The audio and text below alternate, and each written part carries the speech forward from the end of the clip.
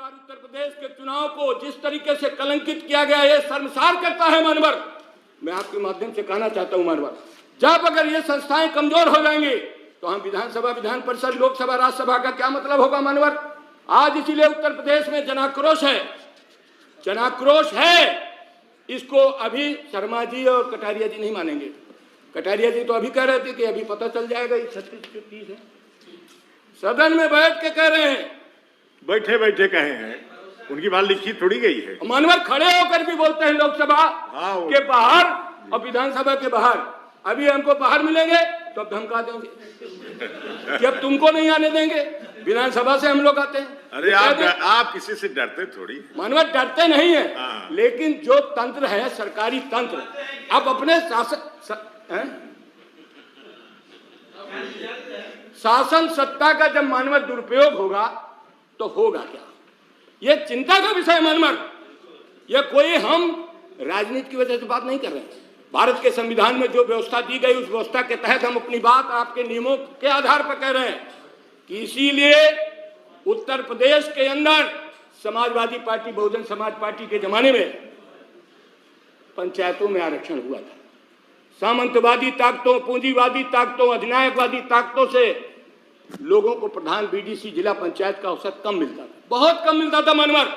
लेकिन माननीय मुलायम सिंह यादव जी ने त्रिस्तरीय पंचायत के चुनाव में जब से आरक्षण की व्यवस्था शुरू की तो समाज के नीचे तकबे से लेकर के ऊपर तकबे के सारे प्रतिनिधि आने लगे। और वो प्रतिनिधि जब आने लगे तो मानवर धन का दुरुपयोग होने लगा। और धन का दुरुपयोग करके जिस धन से भारत के प्रधानमंत्री ने कहा था जीएसटी, हम नोटबंदी कर देंगे, काला धन समाप्त हो जाएगा, और वो काला धन का इस्तेमाल उत्तर प्रदेश के पंचायतों के चुनाव में किस तरीका हुआ आप भी जानते हैं मानवर। वो चाहे जो जिला हो, कोई ऐसा जिला नहीं है जहां काला धन का इस्तेमाल न हुआ हो, जहां डीएम और एसपी को आगे करके, पुलिस के अधिकारियों को, कर्मचारियों को आगे करके वोटर न पकड़वाए गए। हर जगह वोटरों को पकड़ाया गया, उनके परिवारों को धमकाया गया, उनके खेत खलिहान नापे गए, उनकी फैक्ट्रियां, उनके प्रतिष्ठान जबरदस्ती नपाई शुरू कर दी, कुछ तो गिराए गए।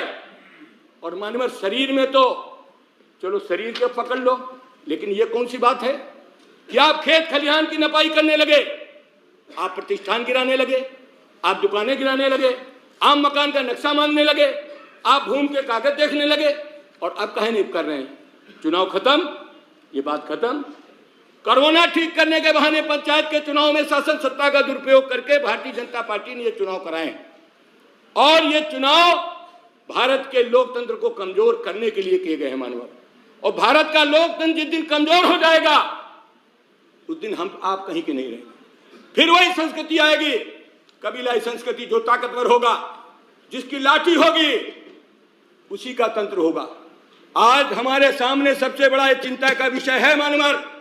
आज समाज के हर तबके के लोगों को आरक्षण के माध्यम से प्रतिनिधि बनने का मौका मिला। बहुत लोगों की मैं भाषा सुनता हूं मानवर तो हमारा दिल दहल उठता है। अगर उन्होंने किसी दलित, किसी पिछड़े को उन्होंने पंचायत का अध्यक्ष बना लिया तो कह रहे मेरा नौकर बन गया, मैंने अपने नौकर को बना लिया है, इस तरीके की भाषा होती है मानवर। तो हम लोगों को लगता है कि भारत है, इसकी भारत की साक्षरता प्रतिशत कुछ बढ़ा है, लेकिन मानसिकता में अब भी परिवर्तन नहीं हो रहा मानवर। अगर ये मानसिकता रहेगी तो दुनिया में भारत के लोकतंत्र की जितनी इज्जत है वो इज्जत तार तार हो जाएगी।